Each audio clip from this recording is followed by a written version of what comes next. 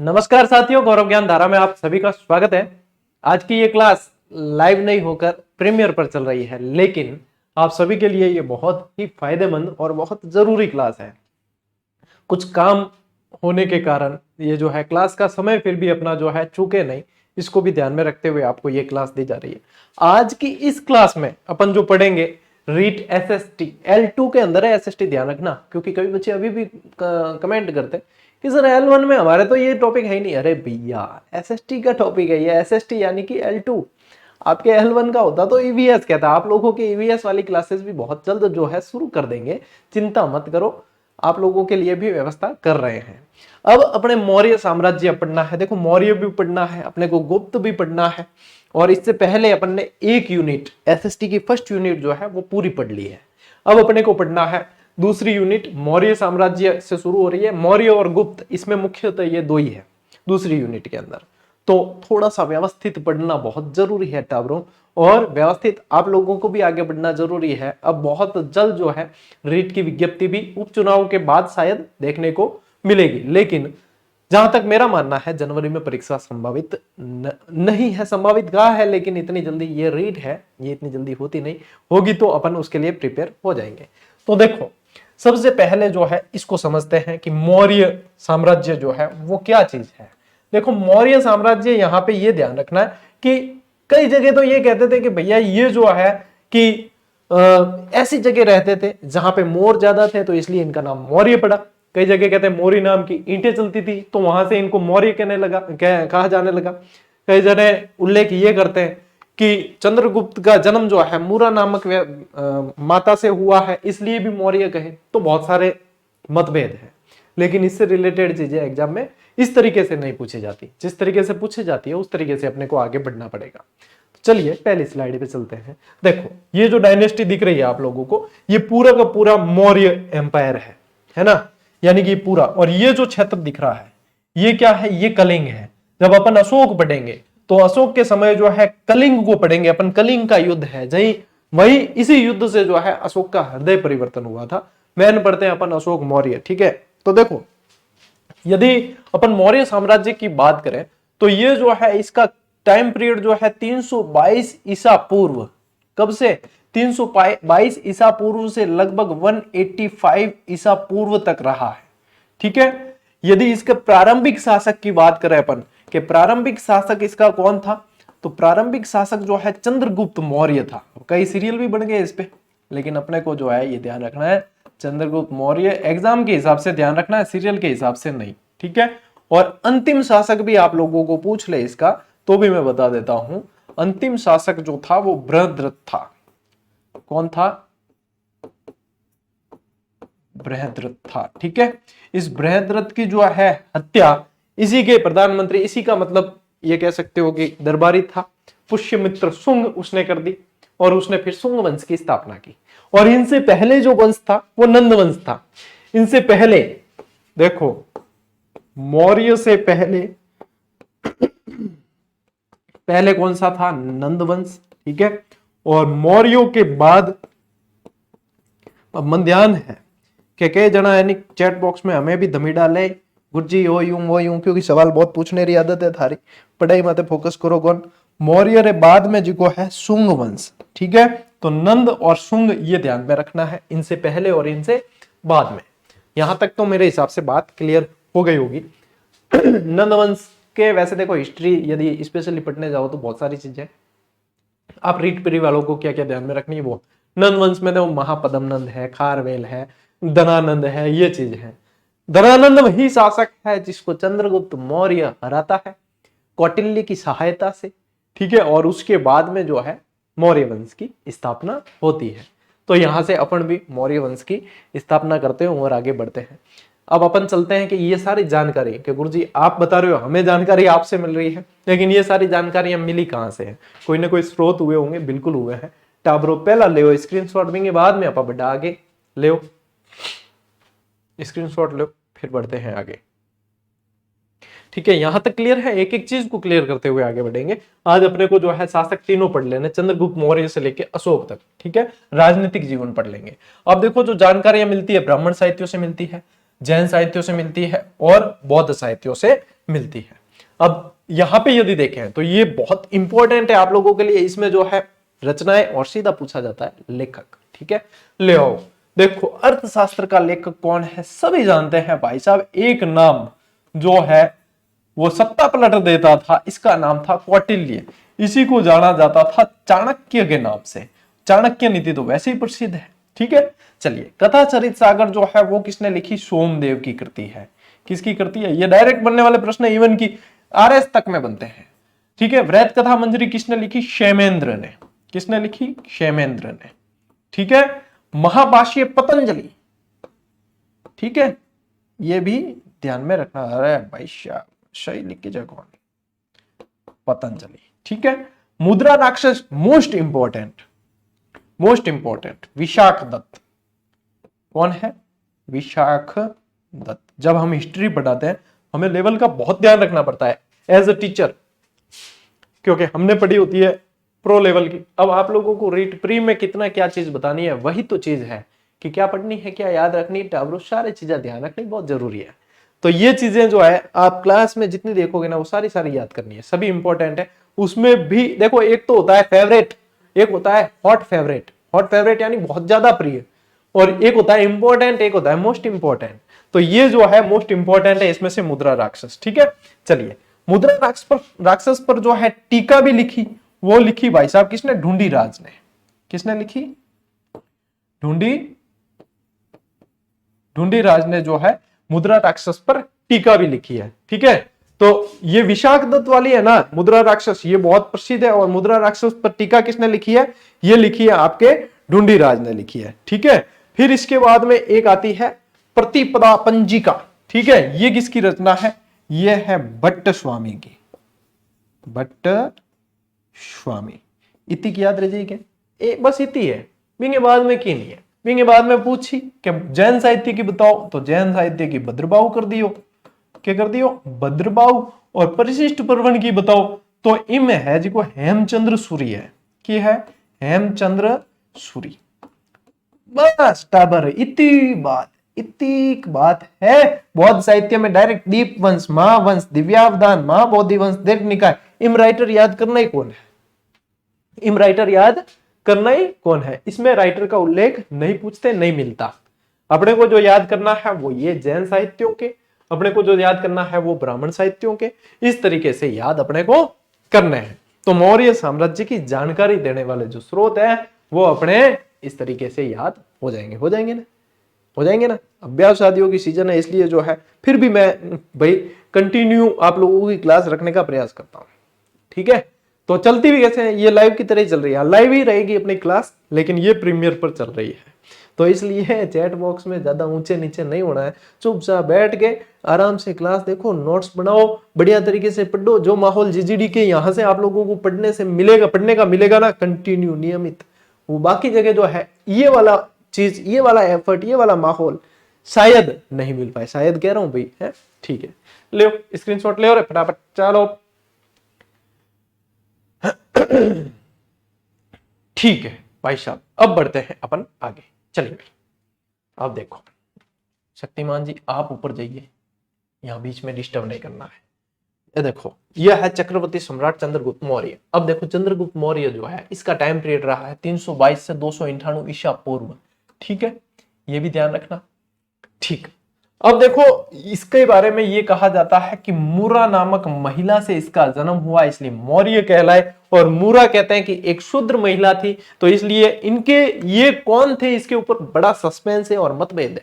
कोई कहता है ये शूद्र थे, कोई कहता है ये ब्राह्मण थे, कोई कहता है ये क्षत्रिय थे, और कोई कहता है ये वैश्य थे। तो अपने को सभी चीजें सभी तरीके से पढ़नी पड़ेगी। ठीक है, सभी तरीके से याद करेंगे, लेकिन इसके जो है उपनाम मिलते हैं वो एक बार थोड़ा सा अपन देख ले। देखो यूनानी उद्धरण, यूनानी लेखक है ना, ईरानी वगैरह, ये बहुत सारी जो है चीजें अपने को ध्यान में रखनी पड़ेगी। तो देखो सेंड्रोकोटस जो एक तो देखो इसी के बारे में सेंड्रोकोटस मिलेगा, एंड्रोकोटस मिलेगा, सेंड्रोकप्टस मिलेगा और वर्शल मिलेगा। तो देखो यहां पे आप लोगों को पूछे कि सेंड्रोकोटस किसके अनुसार है, तो यहां पे ध्यान रखना स्ट्रेबो ने कहा, जस्टिन ने कहा, ये नाम सारे के सारे याद रखने होंगे। और इनके अलावा एक और याद रख लेना, मेगस्थनीज। मेगस्थनीज। मेगस्थनीज की एक रचना थी, कौन सी पता है? इंडिका। ये पूछा जाता है, लगा दो मोस्ट इंपॉर्टेंट इसके आगे इंडिका। हालांकि मूल रूप में ये मिली नहीं, इसके जो है उद्धरण मिले हैं, यानी कि टुकड़े। इसके उद्धरण का मतलब है टुकड़े भी नहीं कह सकते, मतलब इंडिका में ऐसा लिखा गया था, ऐसे जिक्र मिलता है, परवर्ती लेखक देते हैं, यानी बाद में हुए परवर्ती, यानी बाद में।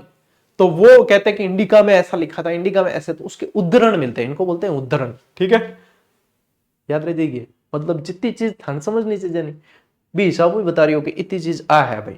जब शंका आवे, इनू हल्ली शंका आवे तो उम्मीनो समाधान खुद करना है।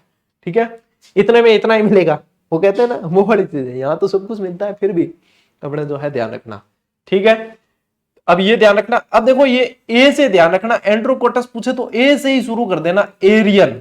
और एरियन और प्लूटार्क का उल्लेख ज्यादातर आप लोगों को साथ में मिलेगा, एरियन और प्लूटार्क। ठीक है, एरियन और प्लूटार्क। सेंड्रोकप्टस ये पूछे तो यहां पे ध्यान रखना फिलार्कस, इसका सेंड्रोकप्टस जो नाम वो दिया है फिलार्कस। और वृषल जो है वो मुद्रा राक्षस के अंदर मिलता है, मुद्रा राक्षस, इसके अंदर जो है वृषल शब्द मिलता है। इसका मतलब होता है, वृषल का मतलब होता है कुलहीन, जिसका कोई कुल नहीं हो, ये इसका अर्थ होता है वृषल। मुद्रा राक्षस में से वृषल बताया गया, कुलहीन बताया, यानी कि एक तरीके से ये कहते हैं कि ये शुद्र थे। अभी अपन चल रहे हैं बेसिक, जो चंद्रगुप्त में याद रखेगा, चंद्रगुप्त की शादी कराएंगे अपन, वो भी कहाँ कराएंगे? विदेश में, इंटरनेशनल विवाह होगा, है ना, अंग्रेज दुल्हन लाएंगे, बड़ा मजा आएगा। तो टावरों मतलब पढ़ने में ध्यान पूरा ही लगाना है, लेकिन मजे भी पूरे लेना है। ठीक है, हाथी भी बैठा है तो भाई इंटरनेशनल विवाह पहला जो किया है इन्हें किया है हेलेना से, अभी हेलेना को लाते हैं अपन। ठीक है, तो उससे पहले जो है यहाँ पे ये पढ़ लो कि भाई साहब जी इनके परिचय के बारे में क्या क्या मिलता है। तो जो है इनको शूद्र कहा ज्यादातर। अब आगे जैसे इंडियन हिस्ट्री पढ़ते हैं ना, तो ज्यादातर शासकों के बारे में शूद्र या इनसे तुलना करने वाला कोई बताते तो ब्राह्मण साहित्य बताते हैं। कौन बताते हैं? तो यहां ध्यान रखना कि ब्राह्मण साहित्यों के अंदर इसे शूद्र कहा गया है, ब्राह्मण साहित्य। इसमें क्या कहा है? शुद्ध। देखो नियमित रहना बहुत जरूरी है। तुम सोचो आज क्लास मिस करता के ऐसे करते करते, मतलब आज क्लास एक क्लास मिस कर देते हैं, आज की क्लास मिस कर देते हैं, यानी कि आप लोग जो है लाखों बच्चों से एक कदम पीछे होते, लाखों से, हजारों भी नहीं है, या लाखों से। इसलिए जितने नियमित रहोगे उतने आप लक्ष्य के पास पहुंचोगे। इतना भी इजी नहीं है बेटा कि हम जो है स्किप कर देंगे तो क्या होगा? क्या होगा? वही होगा जो मंजूर सफलता होगा। ठीक है, इसलिए बेटा स्किप बिल्कुल ही मत करना, एक भी क्लास मिस नहीं करनी है। हम कर भी दे तो भी आपको मिस नहीं करनी है, इतना कंटेंट आप लोगों को दिया। यहां तक कि जैसे ये पढ़ाते टेस्ट भी देना, टॉपिक वाइज में आप लोगों को दे रखी है। ठीक है, उसमें भी शानदार व्याख्या वगैरह। तो ये आप लोगों की रणनीति का हिस्सा बनना ही चाहिए। उसके बाद में यदि फिर कहो के बाद में गुरुजी आपने पढ़ाया उसमें से प्रश्न तो आया लेकिन मैं जो है नियमित नहीं था, वो नहीं था, ऐसे भी मैसेज आते हैं हमारे पास, तो फिर देखो यहाँ गिद्ध करा इसे पहाड़ी से धक्का दे दूंगा मैं। क्षत्रिय, क्षत्रिय जो है इनके बारे में कहा है वो जैन और बौद्ध साहित्यों में, जैन और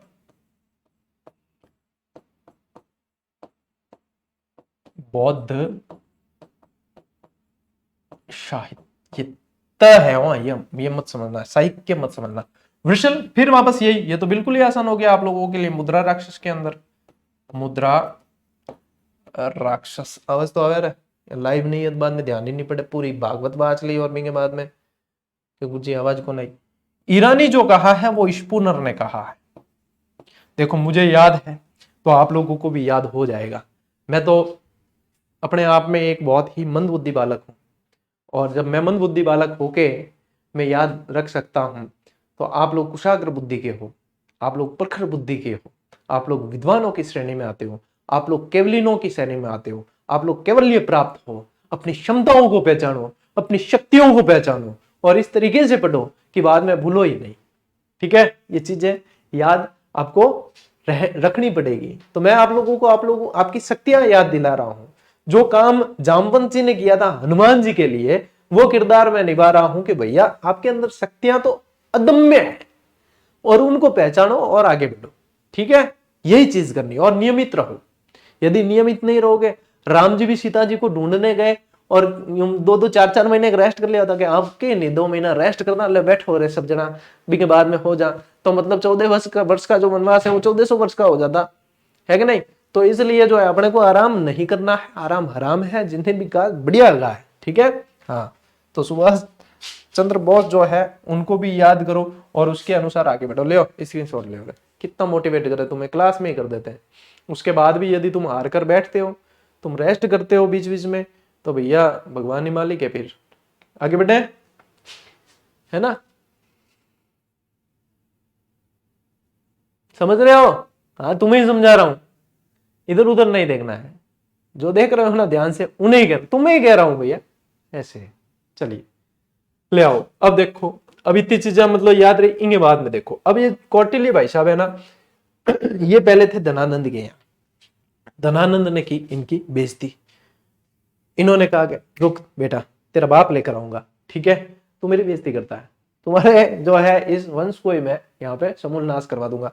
इन्होंने खोज की चंद्रगुप्त की। चंद्रगुप्त इन्हें कब मिला? इन्हें मिला है राजकिलम खेल खेलते हुए। एक खेल का नाम है राजकिलम। राजकिलम, राजकिलम मतलब एक तरीके से यूं है कि शासक बनता है इसके अंदर चंद्रगुप्त। वो बाहुबली मूवी नहीं देखी? बाहुबली के अंदर जो है बाहुबली को वो निकालते हैं बाहर, बल्लाल देव निकाल देता है, तो फिर वो वहां पे जो है चट्टान पे बैठ के भी राजा वाली फीलिंग से काम करता है। वही चीज राजकिलम खेल के अंदर इसे देखा कि इसके अंदर तो बहुत बड़ी नेतृत्व क्षमता है, इसे कुछ ना कुछ, ये कुछ ना कुछ है, इसको बनाना पड़ेगा। तो इसको फिर तैयार किया। 1000 पण में लगभग खरीदा था, राजकिलम खेल खेलते हुए देखा था, और फिर चंद्रगुप्त को जो है वहां से खरीद लिया।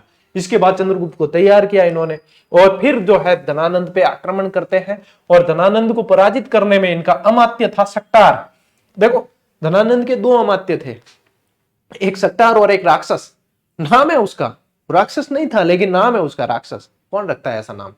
है माँ बाप को धन्य है, नाम रखा, राक्षस रखा है। तो सक्टार और राक्षस थे, जिसमें से सक्टार ने मदद की। अब देखो हुआ क्या, उस समय शक्ति का केंद्र था मगध, ठीक है। चंद्रगुप्त का पहला आक्रमण मगध पर, लेकिन चंद्रगुप्त ने मुंह की खाई। डायरेक्ट सफलता नहीं मिलती बेटा, ठोकर खानी पड़ती है।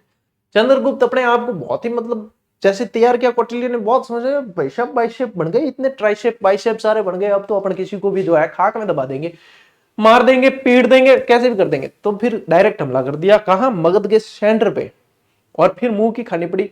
कौटिल्य के पास आया, कौटिल्य ने इतना जाड़ा खतरनाक कि क्या कहूं मैं तुझे, कि बैठ जा साइड में।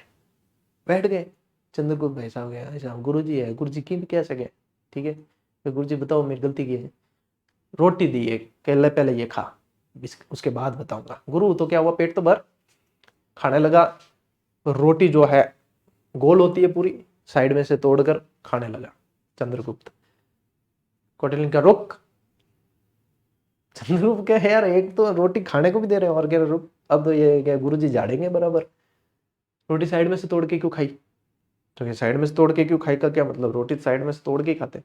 जब रोटी साइड में से तोड़कर खाते हैं तो तुम्हें इतना ज्ञान नहीं है कि शक्ति का केंद्र जहां होता है वहां डायरेक्ट हमला नहीं किया जाता, पहले आसपास के क्षेत्रों को जीतो।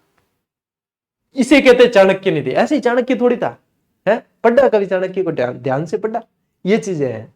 फिर उसकी दिमाग की बत्ती जली, मेंटोस, सब कुछ क्लियर, कि हाँ गुरु जी थे, हो वास्तव में सब कुछ थे। मानो कौन, मैं इतनी मतलब ज्ञान नहीं बाता कहता तो भी थे नहीं मानो, रणनीति में सब चीजें होता हो कि ये करना है, लेकिन थे तो क्या एक वीडियो में थाले पड़े कौन, 4 वीडियो देखना पड़े, 4 बाद में 40 देखना पड़े, और वो भटक जाते हैं। जो व्यवस्थित 1-2 मार्गदर्शक जिनके हैं वो सक्सेस होते हैं, सीधी सी बात है। तो ये है चाणक्य नीतियां ऐसी है। फिर जो है भाई साहब वो आसपास के क्षेत्रों को जीतते हैं, उसके बाद में धनानंद को पराजित करते हैं, शक्टार में मदद करता है। इस तरीके से मौर्य वंश की स्थापना हुई थी, ठीक है ना। चलिए, तो यहाँ पे ये ध्यान रखना है। अब देखो चंद्रगुप्त मतलब क्यों खुद को बलशाली इतना समझता था, क्योंकि देखो प्रबल उस समय के जो लेखक गण थे, प्लूटार्क कहता है चंद्रगुप्त की सेना में 6 लाख सैनिक थे। ये पंक्तियां ऐसे की ऐसे एग्जाम में पूछी जाती, किसके अनुसार चंद्रगुप्त की सेना में 6 लाख सैनिक थे। तो ध्यान रखना, प्लूटार्क भाई साहब ने क्या कहा है कि उनकी सेना में 6 लाख सैनिक थे। बताओ कितनी बड़ी सेना। जस्टिन कहता है कि डाकू थे भाई, क्या सैनिक नहीं, ये तो डाकू थे सारे के सारे। तो जस्टिन कहता है चंद्रगुप्त की सेना में चोर और डाकू थे। तो जस्ट कहता है कि डाकू थे, जस्ट डाकू थे भाई, चील करो भाई, जस्ट क्या थे, डाकू थे। तो यहाँ पे जस्ट डाकू ध्यान रख लेना। और यहां से क्या ध्यान रखोगे, पीसी ध्यान रखना। पीसी यानी प्रियंका चोपड़ा नहीं है, प्लूटार्क ने कहा है 6 लाख, और सी से सी कुछ है की तरह भी लिख सकते हो, है ना, ऐसे कैसे भी याद रख लेना। पीसी, ध्यान रख लेना। प्लूटार्क ने कहा है 6 लाख, जस्ट डाकू थे बस। चंद्रगुप्त अपने अंतिम समय में जो है श्रवणबेलगोला चला जाता है। ये श्रवणबेलगोला कहां पड़ता है? कर्नाटक में। अरे बेटा, कर्नाटक। अब ये श्रवणबेलगोला जाता है किसके नेतृत्व में? भद्रबाहु। अपन ने पढ़ा था, जैन पढ़ा जब, जैन संप्रदाय, भद्रबाहु जो है दिगंबर वाले, जो इनके नेतृत्व में चले जाते हैं दक्षिण में। तो ये चले गए वहां श्रवणबेलगोला के अंदर, वहां पे इसने जैन धर्म ग्रहण किया है। यानी कि ये पूछते हैं कि श्रवण, इसने अपने अंतिम समय में कौन सा धर्म अपनाया? जैन धर्म। भद्रबाहु कौन से धर्म से था? जैन धर्म से। जैन धर्म की भी शाखा पूछ ले तो ध्यान रखना दिगंबर, ठीक है। और अपने अंतिम समय में चंद्रगुप्त ने अपने प्राण त्यागे किस विधि से? सल्लेखना विधि से। किससे? सल्लेखना। और यही विधि, यदि अपन दो शाखाएं बताई थी ना आपको, श्वेतांबर दिगंबर, यही विधि अपन पढ़ते श्वेतांबर में तो उसको कहते हैं संथारा, और इसको कहते हैं सल्लेखना। सल्लेखना से प्राण त्यागने वाला ये जो है अब अपने इतिहास के अंदर शासक रहा है कौन? चंद्रगुप्त मौर्य। यहां तो है प्राण तो त्यागा दिए, लेकिन शादी कराई नहीं कि गुरुजी आपने तो कहा था कि इंटरनेशनल शादी कराएंगे, अभी शादियों की सीजन हो रही है, कराओ, चलो शादी कराते हैं। तो चंद्रगुप्त मौर्य और सेल्यूकस निकेटर, पूरा नाम इसका क्या, इसको क्या कहते हैं? Seleucus Nicator. सिकंदर से भी लड़ाई के उल्लेख मिलते हैं इसके बारे में। ये टाइम पीरियड पूछा जाता है 305 ईसा पूर्व जो है इनके मध्य युद्ध हुआ। चंद्रगुप्त बहुत शक्तिशाली था, सेल्यूकस को हरा दिया। सेल्यूकस को हरा दिया। सेल्यूकस पराजित हुआ। अपनी पुत्री, देखो जो हारता है वो अपनी बेटी की शादी जो है जीतने वाले से करता है, ये परंपरा रही है इतिहास के अंदर। अपनी पुत्री हेलेना का विवाह करता है चंद्रगुप्त से। दहेज में इसे क्या मिलते हैं? 4 प्रांत देता है सेल्यूकस निकेटर। कौन कौन से? एरिया, अर्कोशिया, जेड्रोसिया और पेरोनिस्टाई। यानी कि आप इस तरीके से भी कह सकते हो, हेरात, कंधार, बलूचिस्तान, इन्हीं के नाम है, ये बदले हुए हैं, बलूचिस्तान और काबुल, ठीक है, यही है। एरिया, अर्कोशिया, जेड्रोसिया, पेरोनिस्टाई, ठीक है, यही है। हेरात, कंधार, बलूचिस्तान, काबुल। यूं भी पूछ ले, यूं भी पूछ ले, एग्जामिनर की भरोसा नहीं है। कभी एग्जामिनर है ना, कभी बांखान भी पेपर बना दे, एलडीसी को बनाए हो जो, तो यही बात है। यह चीजें ध्यान रखनी भी, हेरात, कंधार, बलूचिस्तान, काबुल, ठीक है, ये भी याद रखनी। एरिया, अर्कोशिया, जेड्रोसिया, पेरोनिस्टाई, ये भी ध्यान रखनी है। तो चंद्रगुप्त भैया कम थोड़ी थे, रिटर्न गिफ्ट दिया। रिटर्न गिफ्ट का सिस्टम है, आजकल जो गिफ्ट देते हैं रिटर्न गिफ्ट भी दिया जाता है, ठीक है। रिटर्न गिफ्ट दिया 500 हाथी। उस समय हाथियों की बहुत वैल्यू थी, जिसके पास ज्यादा हाथी वो उतना ही शक्तिशाली। तो इसने क्या दिया? 500 हाथी। हाथियों की वैल्यू से ये पता लगा सकते हो कि अशोक ने कलिंग पर युद्ध क्यों किया था? हाथियों के लिए किया था। लाखों लोग मार दिए हाथियों के लिए। तो ये 500 हाथी इसने जो है यहाँ पे गिफ्ट दिए, भेंट दिए, ठीक है ना, याद रह जाएगा ना। देखो इससे बेस्ट तरीका नहीं हो सकता आप लोगों को ये चीजें समझने का। चंद्रगुप्त मौर्य, बिंदुसार, बोरिंग टॉपिक है, लेकिन अपने जो है यहाँ मजा आएगा, ठीक है। तो यहाँ पे ध्यान रखना। अब सेल्यूकस का राजदूत मेगास्थनीज जो है वो भी चंद्रगुप्त के दरबार में आता है, और मेगास्थनीज के बारे में तो आप लोगों को पूछेंगे तो इंडिका पूछेंगे, ठीक है, इंडिका पूछेंगे। इस युद्ध का वर्णन, इन दोनों के बीच में युद्ध हुआ, इसका वर्णन एपियानस करता है, स्ट्रेबो करता है और प्लूटार्क करता है। तो ले भाई शादी करवा दी, और ये संभवतः पहला अंतरराष्ट्रीय विवाद था। कैसा था? अंतरराष्ट्रीय विवाद था ये, ठीक है, अंतरराष्ट्रीय विवाद था ये पहला, चंद्रगुप्त मौर्य वर्सेस हेलेना, ठीक है। लो भाई स्क्रीनशॉट ले लो, बढ़िया, क्यों बढ़िया था, पढ़ मैटर नहीं आ सके, शॉर्ट स्वीट और एग्जाम अप्रोच के अनुसार according to level of REET, understood? Okay. क्या गुरुजी थे आजकल इंग्लिश बोलन होगा? अरे यार क्षमताओं पे संदेह करने लगे कि विद्यार्थी है। कई बार हमारे पास में मैसेज भी फुल टू फुल इंग्लिश आते हैं, कभी तो हमने हमारे जो है पत्ते पूरे खोले ही नहीं। जिस दिन खोलेंगे उस दिन आप लोग भी देखोगे, दुनिया देखेगी। चलिए कि नहीं रहे, ये सब चीजें चलती रहे, आगे बढ़ोगे, ठीक है, यहां तक क्लियर है, ओके। अब बढ़ते हैं भाई साहब इनके पुत्र बिंदुसार की तरफ, ठीक है। इनकी माता का नाम मिलता है लिखा हुआ दुर्द्रा, पूछ ले कभी, ध्यान रख लेना, माता का नाम जो जिक्र मिलता है वो दुर्धरा नाम से, अरे भाई साहब इसकी वजह से लिखा नहीं जाता है, दुर्धरा नाम से मिलता है, ठीक है। चलिए, इसके भी उपनाम ध्यान में रखने। टाइम पीरियड देख लो, 298 से 274 ईसा पूर्व, क्योंकि 273 से फिर अशोक के बारे में पढ़ेंगे, जहाँ 4 साल चलेगा राज्याभिषेक के लिए संघर्ष, राजगद्दी के लिए संघर्ष, और कई सारे भाइयों को मारने का इल्जाम लगेगा, सुसीम वगैरह को मारने का इल्जाम लगेगा, और उसके बाद में जो है 4 साल बाद गद्दी मिलेगी, उसके 8 साल बाद युद्ध होगा कलिंग, उसके बाद में जो है हृदय परिवर्तन। That's the Maurya empire and Maurya dynasty. ठीक है, यही है मौर्य साम्राज्य। चलिए, तो यहां पे जो है देखो नाम कैसे, अमित्रोकेडस, अमित्रोचेटस, अमित्रघात, सिंहसेन, भद्रसार, बिंदुपाल, ये सब किस किसने कहे। तो देखो अमित्रोकेडस के बारे में आप लोगों को पूछे तो स्पेशली ध्यान रखना, स्ट्रैबो भाई साहब ने इसके बारे में कहा, ये अमित्रोकेडस सब प्रयोग में लिया, ये डायरेक्ट बनने वाले प्रश्न है। अमित्रचेटस पूछे तो ध्यान रखना यूनानी लेखकों ने कहा है, यूनानी लेखकों ने इसके बारे में लिखा अमित्रोचेटस।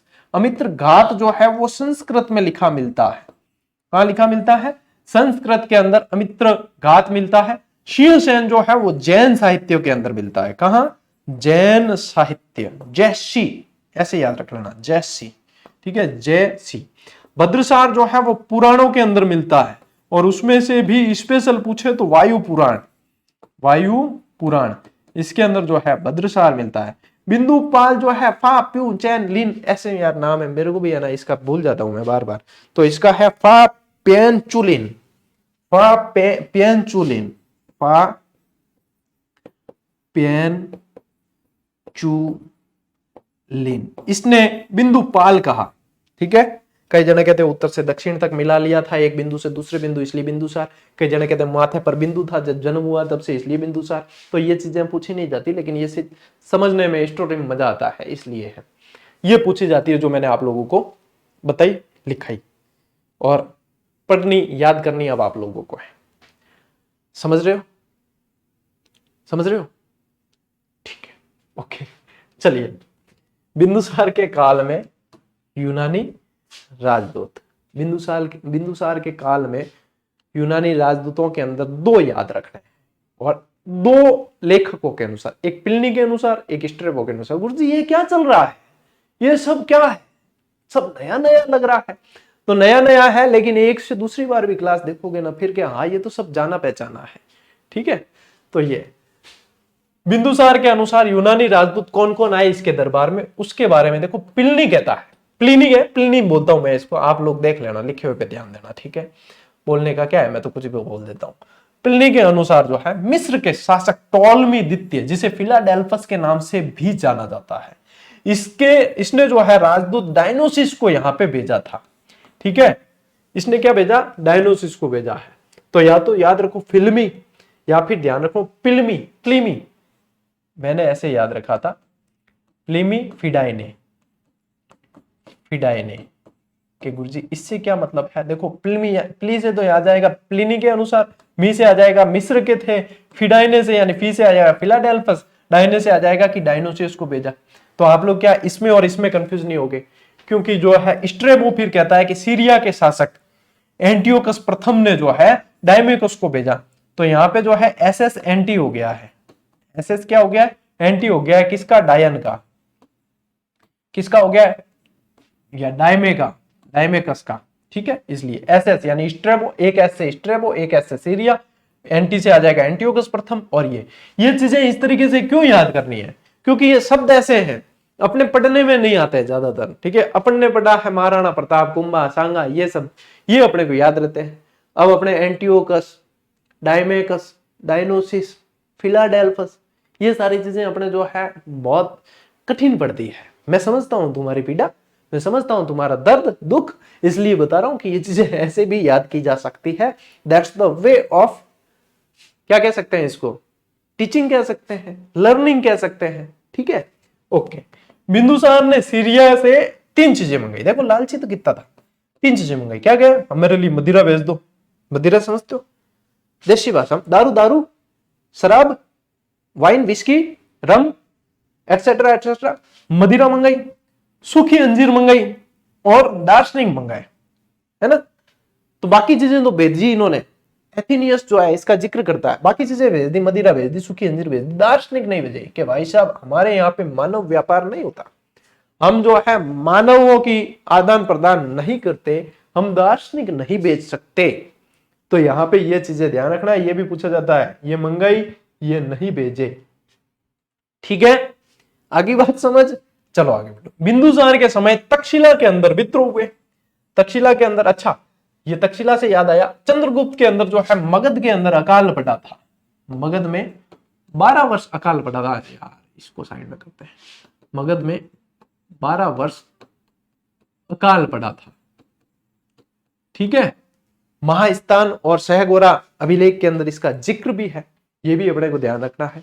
अब कहां थे अपन, यहां तक्षशिला के अंदर क्या हुआ, विद्रोह हुआ। इसको दबाने के लिए भेजा पहले अशोक को, बाद में सुसीम को। दोनों जो है भाई थे, अशोक और सुसीम। एक चीज और ध्यान रखें, बिंदुसार के प्रधानमंत्री का नाम पूछा जाता है। अब आप लोगों के चाणक्य तो सर चंद्रगुप्त के समय था, तो भाई चंद्रगुप्त मरेगा तो चाणक्य को भी मरना जरूरी थोड़ी है वो तो जिंदा रहेगा, फिर पुत्र राजा बनेगा तो उसके समय पे ये रहेगा। तो चाणक्य पहले था, उसके बाद में राधा गुप्त। ठीक है, बिंदुसार की मंत्री परिषद थी जिसके अंदर लगभग बताते कि 500 मंत्री हुआ करते थे। कितने, 500 मंत्री। इसका प्रधान हुआ करता था जिसका नाम था खल्लाटक। ठीक है, ध्यान रखना है ना, खल्लाटक। देखो इतनी सी मैटर कितना दिख रहा था स्लाइड पे, इतना ही है, लेकिन चीजें आपको बताइए जब लगेगा क्या हाँ ये तो भैया बहुत सारी है।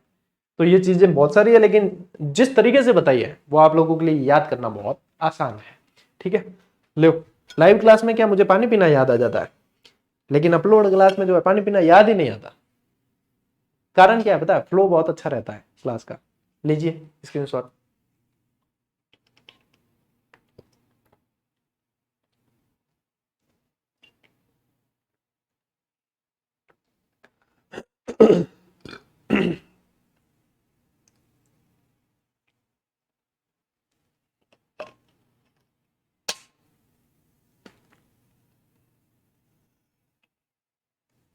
चले आगे, चलिए अब बढ़ते हैं अपन राजा अशोक की तरफ।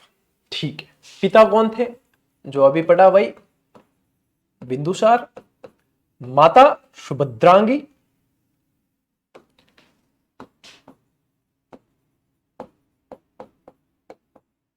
सुभद्रांगी उपनाम, वैसे एक अच्छा तो ध्यान रखो कि बढ़िया जो उपनाम है जो एग्जाम में पूछे वो है उज्जैनी करमोली। इसके अलावा वैसे महाराजाधिराज भी था, देवनाम प्रियदर्शी भी था, ये सब यहाँ लिखे हुए हैं तो इसलिए यहाँ पे एक ही लिखते हैं। ठीक है, अब इसके उपनाम जो है विभिन्न स्रोतों के अनुसार, इसकी उपाधियां जो है विभिन्न जगह उल्लेख के अनुसार पूछी जाती है। और मैं जहां मोस्ट इंपॉर्टेंट बताऊं ना वो रट्टा मार के रखना, क्योंकि जब मैं मोस्ट इंपॉर्टेंट बताता हूं ना कहीं जो है किसी कोने में से एग्जामिनर भी नोट कर रहा होता है ये मोस्ट इंपॉर्टेंट, ये प्रश्न बनाना है, यही है, बस ज्यादा मेहनत करने की जरूरत नहीं। हाँ सीधा है, जिसका दिल साफ है वो बता रहा है कि मोस्ट इंपॉर्टेंट बना दो और देखना प्रश्न यही से मिलेंगे। देखो मगधाधिराज बाबरू शिलालेख कहां से मिला है रे, बैराट कैप्टन बर्ट ने खोजा था, याद है, वो इन्हीं के समय का। तो मगधाधिराज के, मगध का अधिराज कौन है, बाबरू शिलालेख में मिलता है उल्लेख, किसके बारे में, अशोक के बारे में। राजा या राज्यो अशोक या रान्यो अशोक कनगन हल्ली लेख के अंदर मिलता है, कहां मिलता है, कनगन हल्ली। अशोक वर्धन विष्णु पुराण। वैसे पुराणों के अंदर जो है राजाओं की वंशावली का जिक्र होता है, राजाओं की वंशावली का, इसलिए अपन पढ़ते कभी वायु पुराण कभी विष्णु पुराण। तो यहाँ पे जो है अशोक वर्धन नाम मिलता है वो विष्णु पुराण के अंदर मिलता है। देवनाम प्रिय, देवनाम प्रियदर्शी ये मिलता है अभिलेखों के अंदर। और सबसे मोस्ट इंपॉर्टेंट इसलिए कहा है कि इसको जो है मोस्ट इंपॉर्टेंट जहां बता रहा हूं वहां पे नोट करके रखना, अशोक नाम का जिक्र।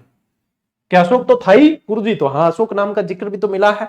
इसके लिए ये पूछा जाता है मास्की गुर्जरा नित्तुर और उद्गोलन, ये 4 अभिलेख जो है इसके अंदर अशोक नाम का जिक्र मिलता है। साथियों याद रख लेना, बहुत ही मोस्ट इंपॉर्टेंट चीज बता दी है मैंने आपको। ठीक है, चलिए अब इसके ऊपर इल्जाम बहुत लगे। यहां टाइम पीरियड लिखा मिल रहा है 273 से 232 ईसा पूर्व, लेकिन ये भाई साहब जी जो है अपने जो शासक बने हैं वो 269 ईसा पूर्व में इनका राज्याभिषेक हुआ है।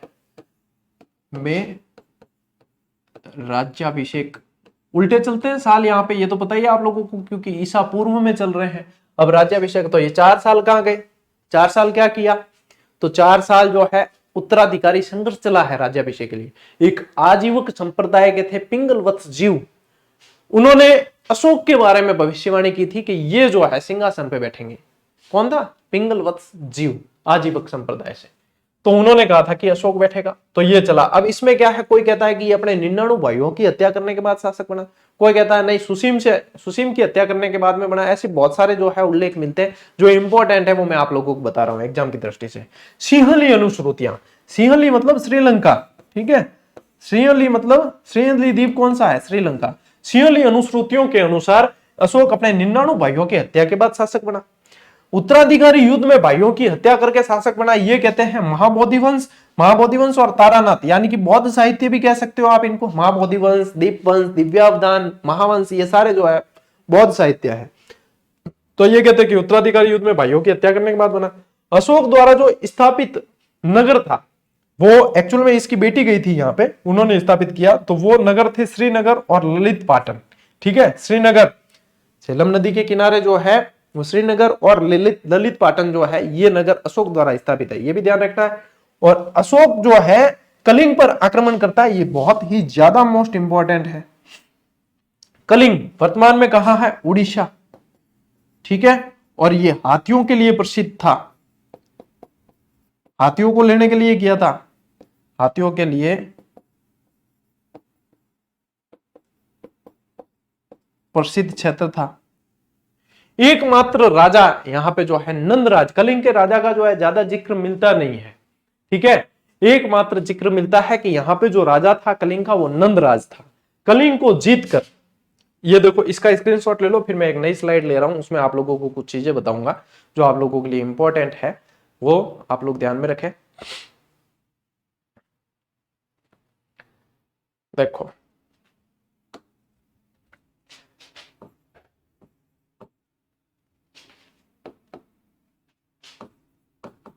ये चीजें भी आप लोग लिख लें।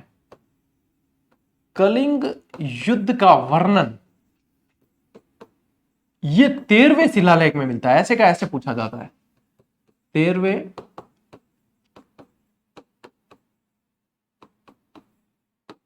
शिलालेख के अंदर मिलता है एक चीज।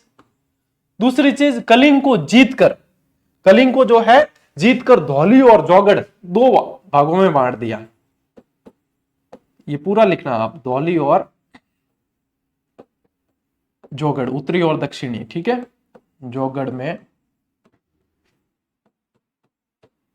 बांटा, ठीक है। इसकी जो है राजधानी वो बनाई है तोसली को, तोसली, और इसकी जो है राजधानी वो बनाई है संपा को, समपा, ठीक है। ये प्रो लेवल है, फिर भी ध्यान रख लेना आप यदि पूछे। कलिंग का जो राजा था इस समय, कलिंग का शासक वो था नंदराज।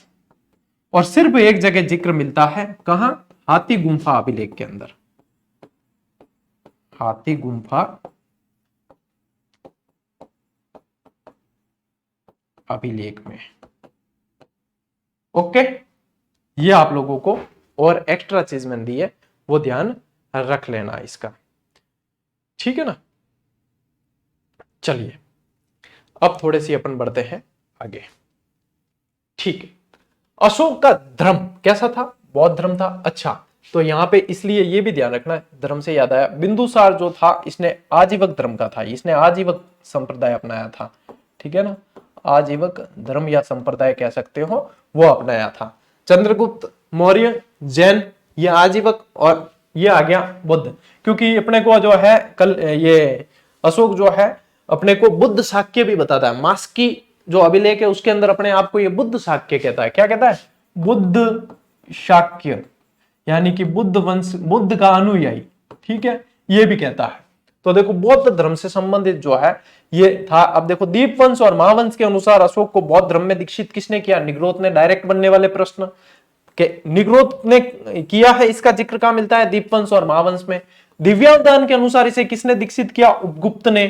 अशोक पूर्ण रूप से बौद्ध कब हुआ? जब मोगली पुत्र तिस के प्रभाव से पूर्ण रूप से बौद्ध हुआ है, यानी पूर्ण रूप से बौद्ध धर्म को इसने ग्रहण कर लिया मोगली पुत्र तिस के प्रभाव से। ये 3 तरीके से प्रश्न बनता है, ये प्रश्न जो है 3 तरीके से बनता है।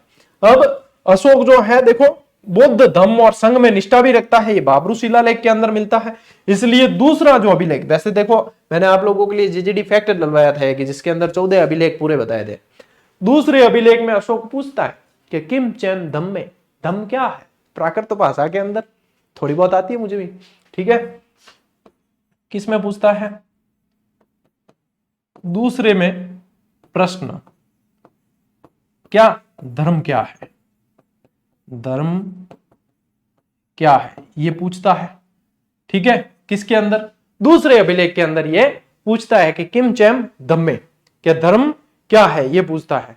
फिर इसी का उत्तर जो है खुद ही 7वें अभिलेख में देता है। ज्ञान हो जाता है इतना। 7वें में उत्तर क्या उत्तर देता है? अपाचिन्वे बहुकाया ने दया दाने सचे से 7वें माधवे 7वें चक, सारा का सारा ऐसे कैसे प्राकृत भाषा में। गुरुजी ये क्या था? ये कोई ट्रिक नहीं थी। अपाचिन्वे बहुकाया ने दया दाने सचे से 7वें माधवे 7वें चक, यही चीज है जो इसने उत्तर दी है। क्या धर्म क्या है? पहले में पूछा है धर्म क्या है, फिर कहा है धर्म है शुद्धि है, धर्म है दया है, धर्म है दान है, धर्म है लोगों का कल्याण है। यही चीज इसने प्राकृत भाषा में लिखी है। पहले में पूछता है धर्म क्या है, किम चैम धम्मे, अपाचिन्वे बहुकाया ने दया दाने सचे से 7वें माधवे 7वें चक, दैट्स द धर्म, दैट्स द धर्म। इसी तरीके से जिक्र है। और आप लोगों को इतना प्राकृत भाषा में याद नहीं रखना है, इसलिए मैंने लिखवाया भी नहीं है, ठीक है। इसलिए मैंने लिखवाया भी नहीं है।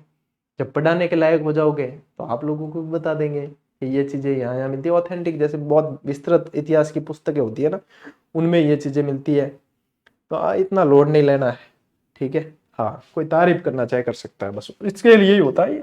बाकी तो क्या है, ये अपाचिन्वे में बहुकाया ने दया दाने, ये सारी चीजें जो है एग्जाम में ऐसे नहीं पूछते, है ना। चलिए बढ़े आगे, ठीक है। ये इतनी चीज यहाँ तक जो है आप लोगों के समझ में आ गई, यहाँ तक आई है तो आप लोग जो है बहुत चीजों से मतलब अब वाकिफ हो चुके हो कि हाँ ये चीजें इस तरीके से होती है, ठीक है। अब एक दो चीजें और बताता हूं कि अशोक जो है 10वें वर्ष बोध गया यात्रा पे जाता है, ठीक है। 10वें वर्ष बोध गया यात्रा और 20वें वर्ष जो है लुम्बिनी वन, लुम्बिनी यात्रा। और लुम्बिनी यात्रा पे जब जाता है तो वहां के कर में जो है कमी करता है, इसलिए भी आप लोगों को ये ध्यान रखना है। 10 बो 20 लूं, 10 बोएगा 20 लूंगा, ठीक है। तो 10 बो यानी कि 10वें वर्ष बोध गया है, और 20 लूं यानी कि 20वें वर्ष जो है वो लुम्बिनी वन गया है। वहां पे जो है कर उसमें भी कमी की है, धर्म कर से मुक्ति दे दी, भूमि कर में कमी कर दी, 14वें वर्ष निगली सागर भी गया है।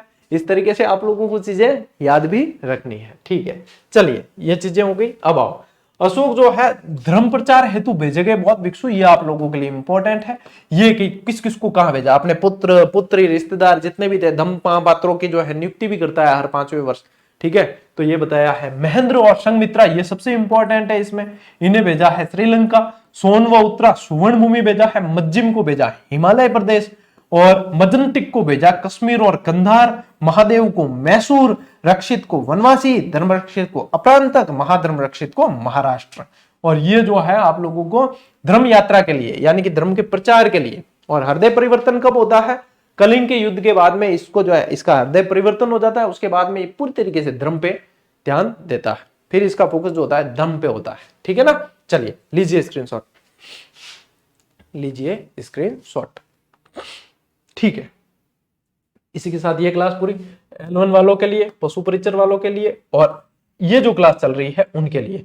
ये टेस्ट सीरीज इसमें है मौर्य की 2 क्लासें और आएगी, लगभग मौर्य साम्राज्य की 2 क्लासें, क्योंकि एक क्लास में जितना आप सीख सकते हो, जितना याद कर सकते हो, उतना एक क्लास में देता हूं मैं। मौर्य की 2 और आएगी, उसके बाद में जो है आप इस पे प्रैक्टिस करना। इसके बाद में जितनी प्रैक्टिस करोगे, प्रैक्टिस मेक्स मैन परफेक्ट, और आप लोगों को परफेक्ट तो होना है, आप लोगों को नौकरी लेनी है। इसलिए जो है अब अपनी क्लास को करते हैं भैया यहीं पे पूरी, और शेयर वेयर कर दिया करो, सब्सक्राइब कर दो, जितने रीट वाले पढ़ने वाले सब तक पहुंचा दो। क्लास ऐसे ही चलेगी और पूरा अपने कोर्स पढ़ेंगे यहीं से, ठीक है टाबरो।